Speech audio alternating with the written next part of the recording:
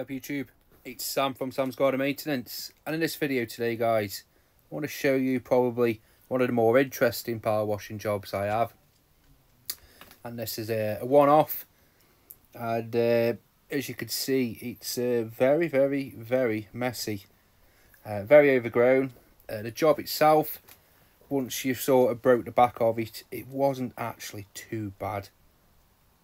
It wasn't easy, but with the right kit, the right power washer, it sort of just blasted through it.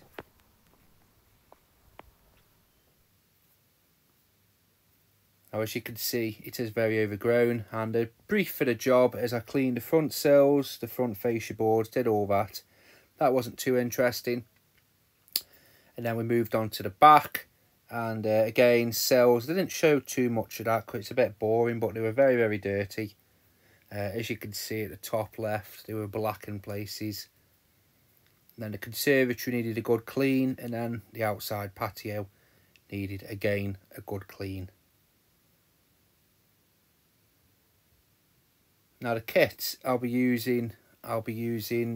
straight away I'm gonna have to put a turbo lance onto it. There's no way I can just get away with using the surface cleaner. It's not powerful enough. Even though the power washer itself is a good one, it's a GX390 Honda powered. There you can really see just how dirty the sills are. But as I said, the power wash, it's a Jetmac Italian pump, and it's got a Honda GX390 engine. 21 litres per minute, 3,600 PSI, I think. Turbo nozzle, I decided to use that.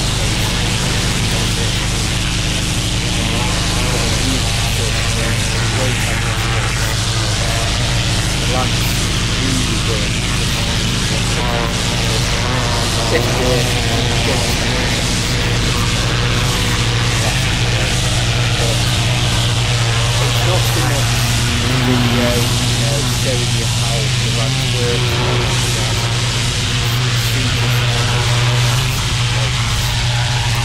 Such a messy thing, even trying to sort of aim away from the building.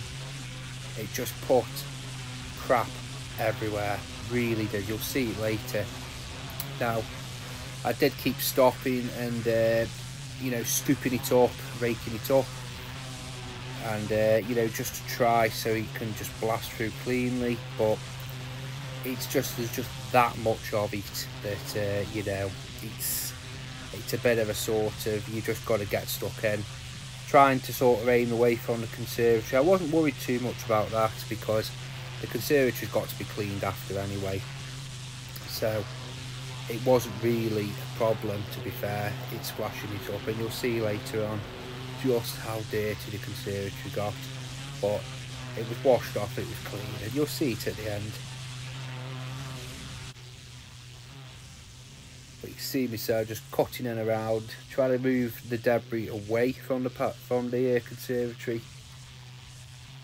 Even though it's got to be cleaned, I don't like firing it at buildings just in case water gets in it or something like that. I try and go away when I can, but sometimes, well, it ends up where it ends up.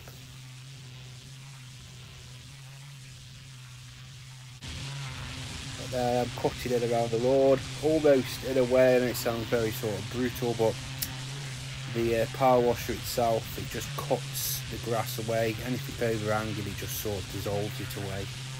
As I said, anything, leaf litter, stuff like that, it doesn't really stand a chance. I did weed kill all of this before, around about a week before, and winter time it took a while to sort of take. You can see it just yellowing in places, but I find it's best practice, just to try, and you can see it there blasting through. I tried, you can see there just how much dirt it's done, but yeah, I try and just weed kill it first. It just makes it so they don't come back as quick.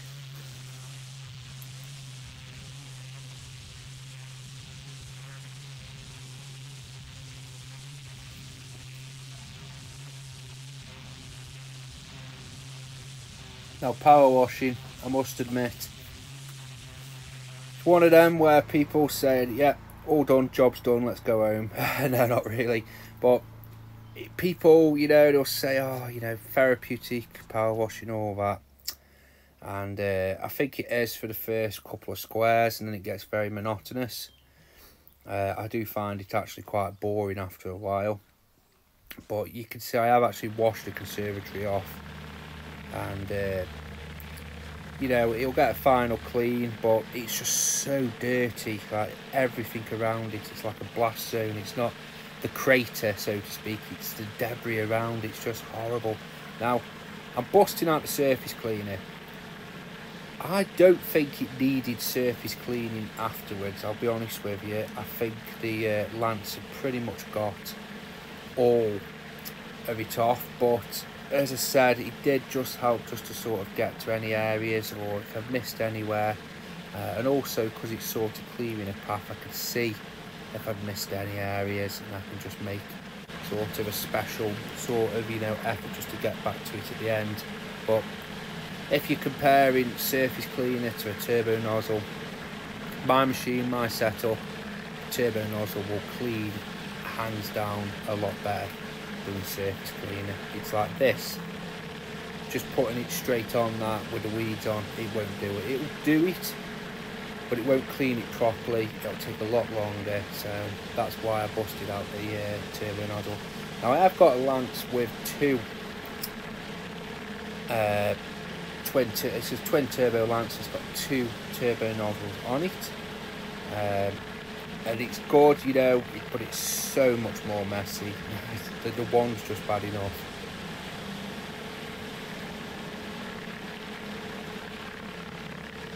Now I am going to do a review of the surface cleaner, but I will just tell you what I think to it quickly.